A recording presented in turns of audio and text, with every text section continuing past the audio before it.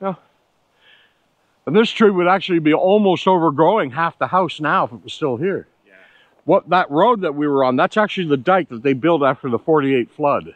So that was more down to this level. Yeah. At the time. It wasn't even there.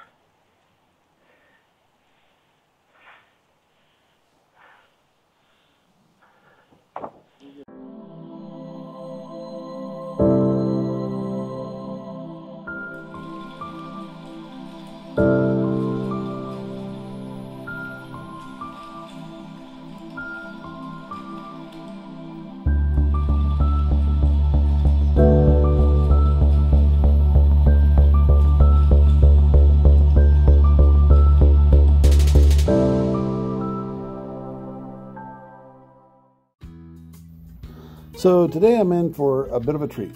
Thomas Steenburg is going to take us out and about the Harrison Hot Springs area and show us some of the Bigfoot hotspots, as well as some of the historical areas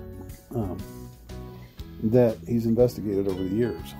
Now, when I came down to Jerry's camper, they were down there taking photos. Thomas, Jerry, Nikki.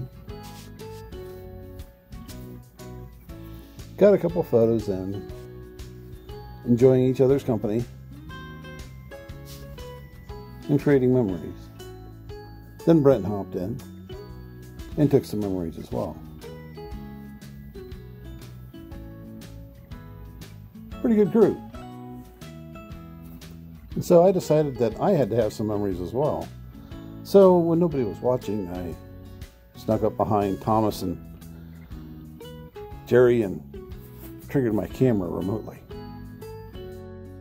But to be quite honest, I enjoyed my time with Thomas and Jerry, and I wish I would have gotten more time to speak with Jerry over our mutual fondness of comic books and stuff historically, you know, Jack Kirby, John Byrne, John Ramada Jr., and Stan Lee, and we had so much that we could have talked about that we just didn't have time for. And then there's Thomas. And what is Thomas really like? He's basically the Yukon Cornelius of the Bigfoot world, with a bit of Dick Tracy and a bit of Sherlock Holmes. Figure, knowledge, historical reference wrapped up into one. And he lives by a motto that could simply be summed up as, there's Bigfoot in them thar hills. Now, Thomas is a national treasure, and nowhere is that seen more than at 499 Hot Springs Road, Harrison Hot Springs. There, at the Sasquatch Museum, Thomas often spends time talking to people about the legends of Sasquatch, the personalities within the history of Sasquatch, the investigators, and much more. Once inside the museum, it's a very friendly and open atmosphere. And if you visit here, there's a good chance you might actually run into Thomas Steenburg. Along the walls are historical pieces in reference to John Green, Renata Hendren, and others in the Sasquatch community.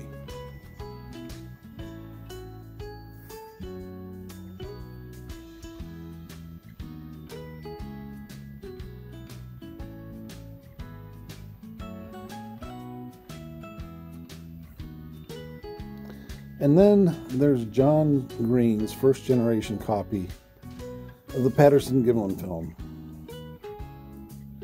Now, when I first saw it, I had not realized just how quickly that creature moved across the landscape. Which leads me to question once again a certain one-eyed individual's claims to have been Patty himself.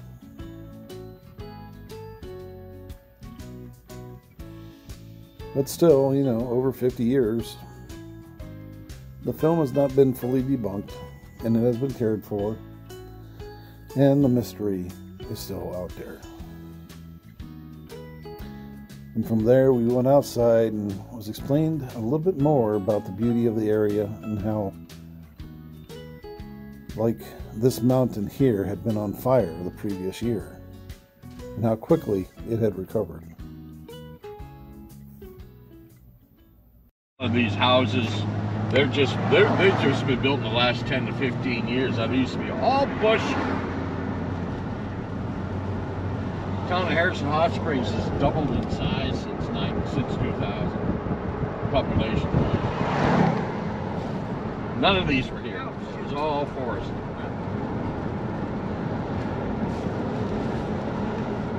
They've almost ruined what made it attractive in the first place. Wow, those are some big boats.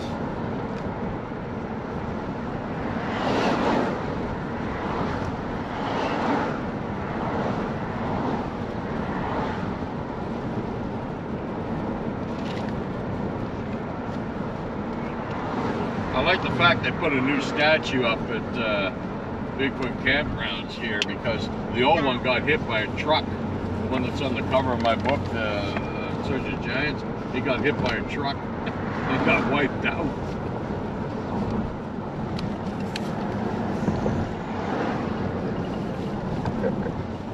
New Year's Eve, probably up to it now, on 2013. Only a few hours left in 2013. The guy who lived here, in these places, he's gone now. He owned those places.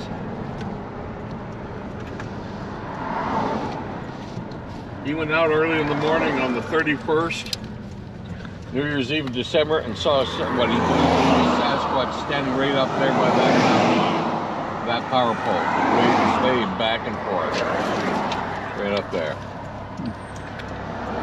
Sasquatch on the mountain near a power pole. New Year's Eve 2013. New Year's Eve 2013.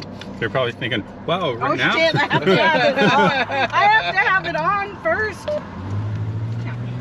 There was a Sasquatch up there, New Year's 2017? What'd you say? 2013. 2013, by the power pole.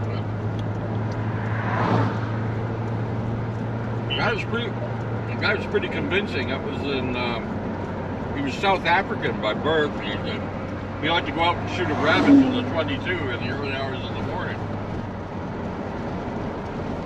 It was a rather warm New Year's Eve, so he said the thing was just standing there. And we are live.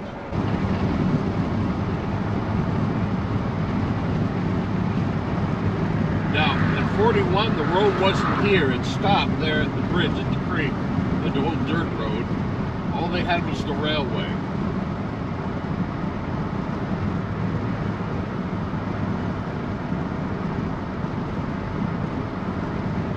So that's the Fraser. the Fraser. That's the actual property we're going to right here. Yeah. To the right. Beg your pardon? Oh, I'm telling Mike. Oh yeah.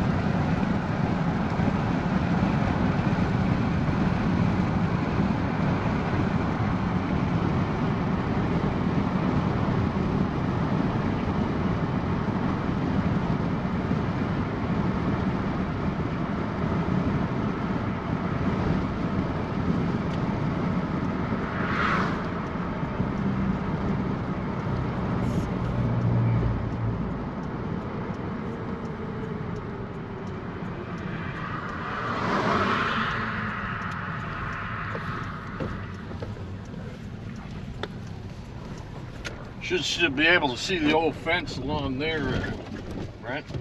Oh, it's all buried now. There's anything left of it.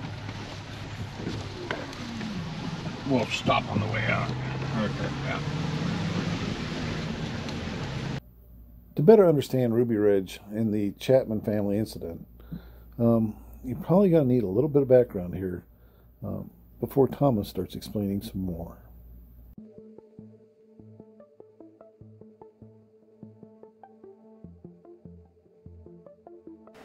Sasquatch Classics, the Ruby Creek Incident. Many people think that the modern Sasquatch phenomenon began in 1958 when Jerry Crew found huge human-like footprints surrounding his bulldozer at a Bluff Creek, California worksite. They would be wrong. In 1941, an American Indian family had what has become a very well-known encounter with a Sasquatch in British Columbia, Canada. Details of the encounter did not emerge to the world at large until Ivan Marks published an account of the encounter in a 1960 issue of True magazine. The encounter has become known simply as the Ruby Creek Incident. George and Jeannie Chapman lived in a small cabin near the banks of the Fraser River just outside the settlement of Ruby Creek in British Columbia with their 3 children. George Chapman worked for the railroad while Jeannie stayed home with the children and tended to vegetable patches near the cabin. One bright September day, while Mr. Chapman was away at work, Jeannie and the children had a harrowing encounter that has become the stuff of legend. About 3 o'clock in the afternoon, the oldest of the Chapman children, aged 9, came running into the family cabin shouting that a cow was coming down the hill out of the woods. The boys seemed to be far too agitated to have seen a mere cow, so Mrs. Chapman stepped out to have a look for herself. She spotted the animal immediately on the hillside and initially mistook it for a very large bear. She called her other 2 children, ages 7 and 5, who had been playing in a field behind the house, to her side as a precaution. Shortly thereafter, the creature stepped out into an open area near the railroad tracks that ran next to the cabin. It was then that Jeannie Chapman realized this was no bear. Mrs. Chapman described what she saw as a huge, hair-covered man. The man stood between 7 and 8 feet tall. Mrs. Chapman based this estimate on how tall the creature was in comparison to several fence posts that it walked by. Was huge through the chest and shoulders, had arms far longer than a man, a small head, no neck to speak of, and was covered in a brownish ochre-colored hair. Mrs. Chapman noticed that the skin of the creature, visible on the face and hands, was very dark, nearly black.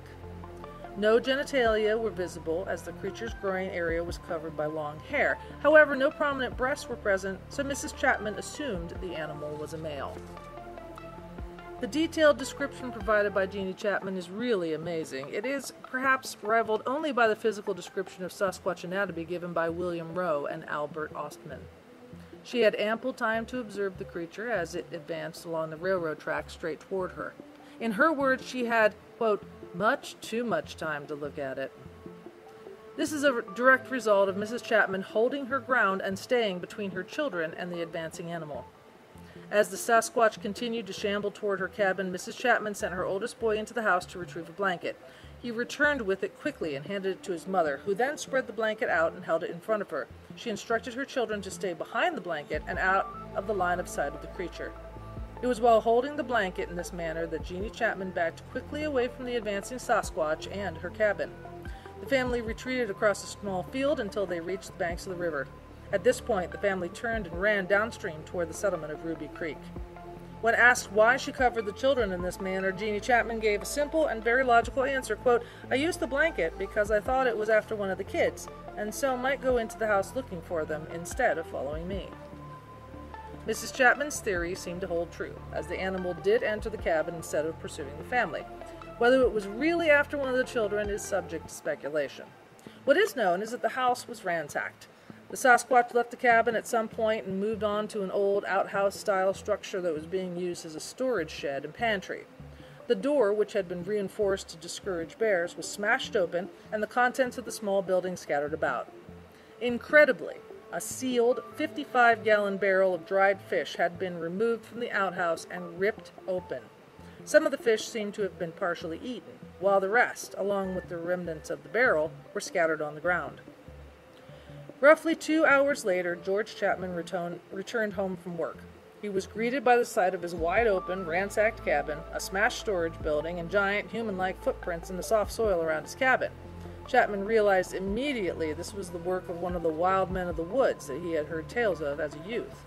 Understandably alarmed, Chapman called out to his wife and children but received no answer. His panic subsided a bit when he found the tracks of his family headed downstream toward the village, with no sign that they were followed. Chapman did backtrack and find that the interloper had retreated across a potato patch. The animal was heavy enough to have crushed potatoes still in the ground, crossed a 4-foot-high barbed wire fence without breaking stride, forded the creek, and walked up the hill back into the forest. Chapman would finally find his family at his father's house in the village. They were shaken, but unharmed. Several men from Ruby Creek returned to the Chapman cabin almost immediately. All saw the huge footprints, the ransacked home, and the smashed door on the outhouse-style storage building. Bellingham, Washington Deputy Sheriff Joe Dunn, who had a personal interest in the Sasquatch, and a co-worker of George Chapman, named S.E. Tifton, were two who made the trek to the site. They located many tracks, took some measurements, made a plaster cast, and traced an outline of one of the better prints. These gentlemen, along with several others, made sworn statements before a local magistrate as to what they had seen at the request of noted researcher John Green. The Chapmans returned to their cabin within a day of the initial incident. Mr. Chapman's father, armed with his rifle, sat with Jeannie and the kids during the day until George returned from work in the evening. The creature visited the cabin nightly for the next week.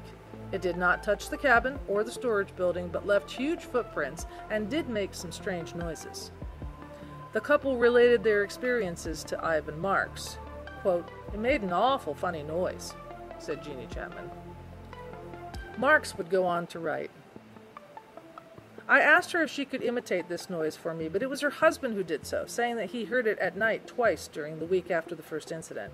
He then proceeded to utter exactly the same strange, gurgling whistle that the men in California, who said they had heard a Bigfoot call, had given us.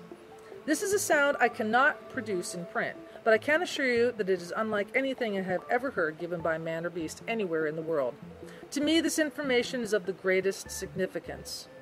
That an American Indian couple in British Columbia should give out with exactly the same strange sound in connection with a Sasquatch that two highly educated white men did over 600 miles south in connection with California's Bigfoot is incredible." Putting aside the subtle racist undertones of Marx's comments, he has a valid point. You must remember that this all happened in 1941. There were no Discovery Channel specials on cable or Bigfoot-related internet sites. Neither Leonard Nimoy nor Peter Graves had begun to look into the Sasquatch phenomenon on network television. Jerry Crew was still 17 years shy of finding enormous footprints at his job site, and the term Bigfoot had yet to be coined. Roger Patterson and Bob Gimlin would not capture their famous footage for another 27 years. I think they wet the road to keep the dust down. He says to keep the dust down possibly. So they wet up themselves. Yep. There's a trailer park in here, I've no doubt. Because there's a trailer park.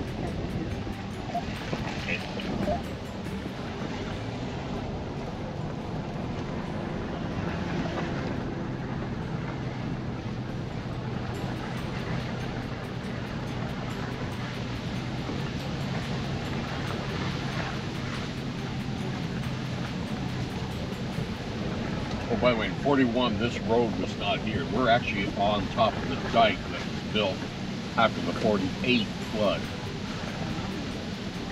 There's the two trees. And right where that, almost where that young tree is now, that's where the Chapman house was, right there. That's the Schneider's place now.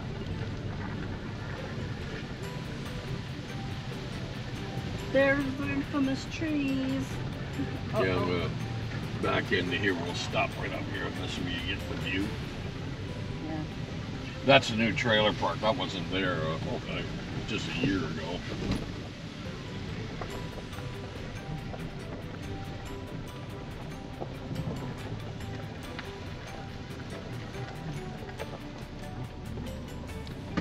So the current owners own all this right here? Yeah, he owns all of that. Oh, nice. Yeah, the trailer park's on his property. That's how they're paying for their retirement. So it's okay to leave the windows down. You can leave them down. We're not going too far. Bingo.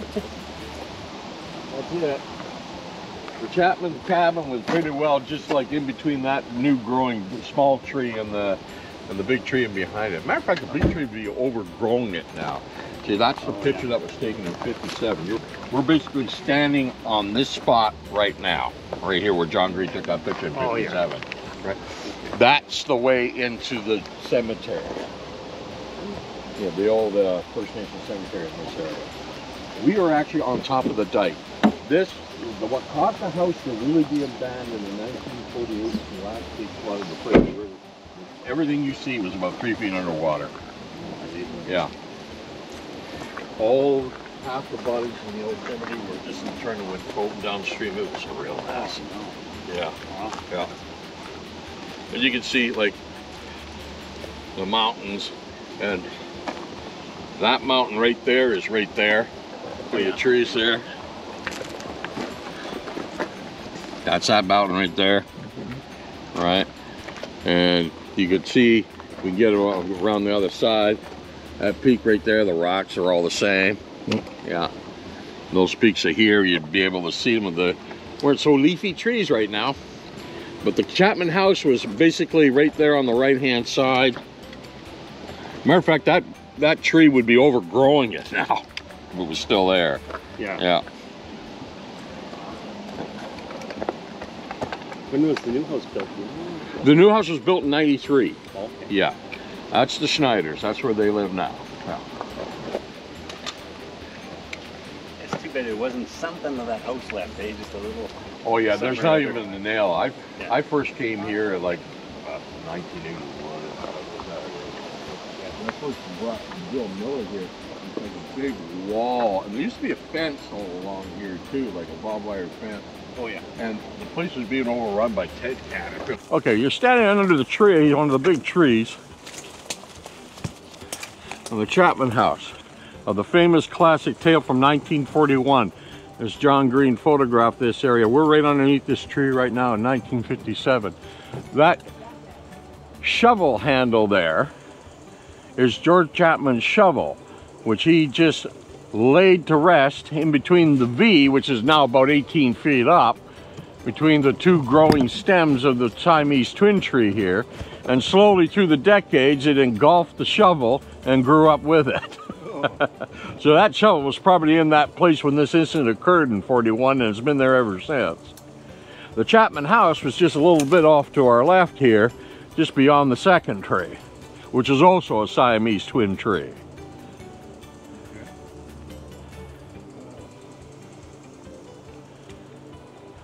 And you say there's still survivors of the family? Well, there were 3 children at the time. All 3 children died of various things. One died of measles, another one died of tuberculosis, I believe. And they had another batch of kids after the first 3 that they had in an incident. There was a rumor for years, thanks to Ivan T. Sanderson's book, that the second batch of kids died with the Chapmans on the river in a boating accident in 1960. That's not true. Okay, not all of them did. Yeah. They had quite a view in here. Mm-hmm. Well, here's where the house was, over here. Matter of fact, this tree would be overgrowing it now if it was still up. So you're going to find an old rusty nail or anything. It's going to be around here somewhere.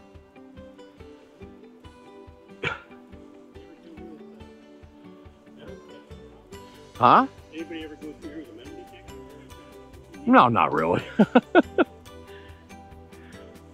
And who's to say it came from the house? They do.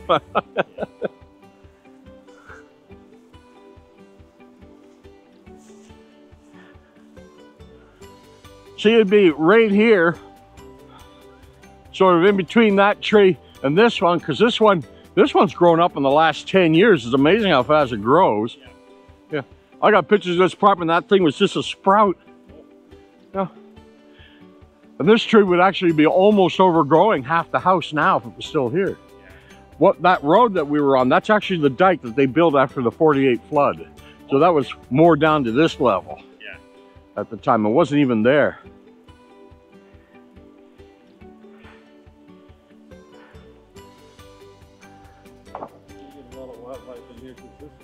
Oh yeah, it's a beautiful area.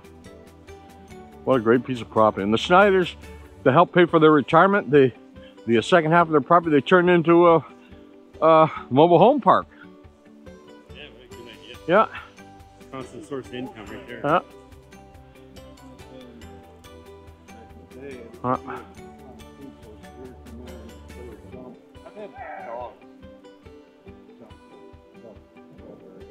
What was that? Oh. Jesus. So we had a Sasquatch going. I brought Bill Miller here for the first time, I think around 2004. And the grass was like up to our waist. Oh, yeah. And everything was just covered in tent caterpillars. You know, they go on the march every couple of decades to just cover everything. I've seen that in Ontario a few times too. Yeah. But whatever it did went back that way over the CPR fence, and the tree line was a little closer then too. The main road was there. That's the one they actually had to come on, because the Lougheed Highway didn't exist in 1941, and it didn't exist in 1957 when Green came here to take these photographs. He had to come up this way to find the property. Yeah.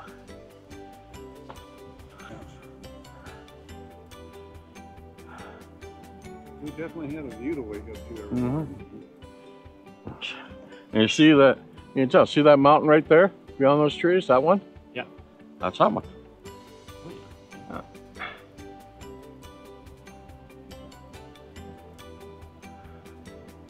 When that house was built, This one? yeah. Oh, hell, I have no idea, but it was a wreck, and, well, the 48 flood destroyed it, made it unlivable. It was just a ruin, and it sat there and just slowly disappeared over the next decades. Yeah. Green took these pictures in 1957. Yeah. It had been abandoned since 48, so that's 9 years later. Yeah. Yeah, that's the lean-to it went into it. It's collapsed in 57. Oh, okay. Yeah. Yeah. Wasn't much of a house. It's just a cabin, basically a couple of rooms. Yeah. Yeah, not much. Had a door on one side, door on the other side, door in the front. Door on both ends, there and there. Yeah. Yeah.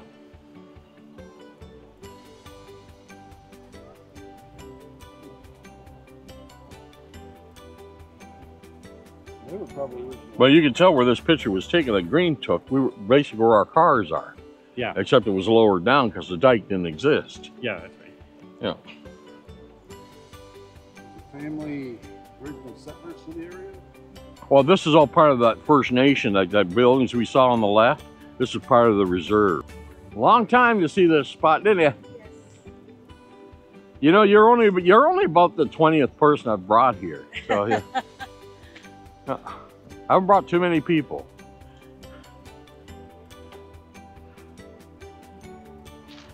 But you can almost see where it was, eh? Yeah. Right there. For sure. Where's Brent? He said he needed to take some more pictures. So you can just see the top of that mountain right there. That between the tree, right there, that mountain right there. And of course, that one looks like snow, but it's actually the rock So faces. which way would a Bigfoot have been approaching? Right, almost passing right through between their garage and the new house, Okay. in my opinion, or maybe a little bit more that way, because she could see it. Because at first she saw it, it was still inside the tree line. The tree line was a little closer back then too. Yeah. See, you see where the tree line is here. Not really too far beyond the trees. Yeah. I think it was more up like where those trees were. Yeah. And that's the old road that goes in amongst the reserve. This road was actually built on the dike that they built after the 48 flood. Because all this property in the 48 flood was And about 3 feet underwater. And that flooded out the cemetery? The cemetery's back there. The new one, they made it uphill. The old one was down here and all around. There were graves scattered. There's still a few you can see in there. And a lot of them were disinterred during the 48 flood. It was a mess. Wow. Well, that was cool. Yeah. It's a big part of the Bigfoot. Well, it's one of the classics, one of the BC classic tales. Yeah. And now we're going to go to another one. Well, we have to do a little bit of walking this time. Is that Jacko? Jacko. That was Jacko was referenced in that movie Last of the Dogman. Oh, was it? Yeah, but it was a little. Well, it's kind of they kind of based that on Jacko, but it wasn't really Jacko. No, it was just kind of a Yeah. brought its lore into making movies that much more. Oh yeah. Okay. Gosh, man.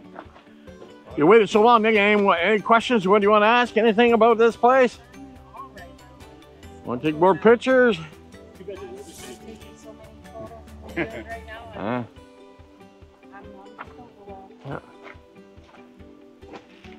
Oh, I'm sorry. We're on the wrong property. We're supposed to be over there.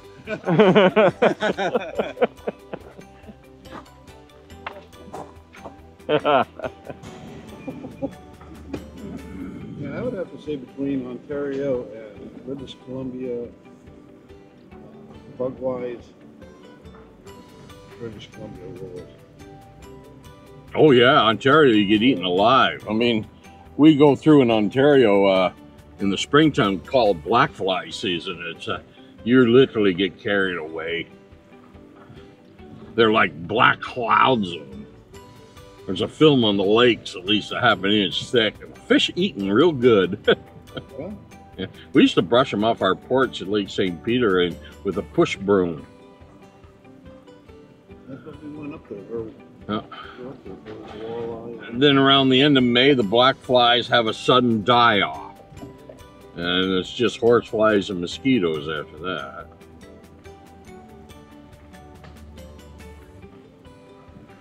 They really take a chunk out. Oh, yeah, that's a really cool waterfall. Yeah, it is. Look at that. That's where they got that fire, huh? You know, the Fraser River never really went up that high this spring. Normally this end of June, that's a high water mark. And it just didn't. This is the lowest I've ever seen it.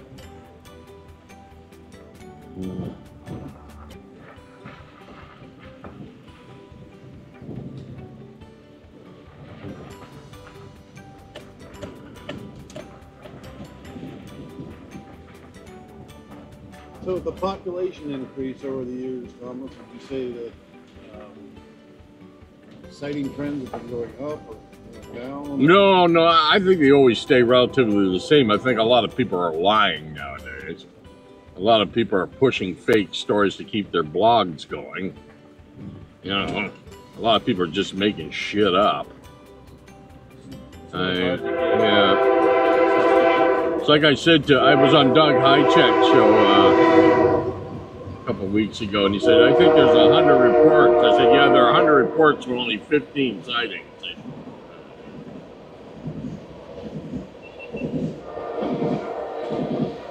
By the way, that CPR fence, Brent, went right along here. Doesn't look like much left of it now. It was there for the longest time. I think you still see some wire in, but it's all overgrown now. And the place Rennie went over was just over here.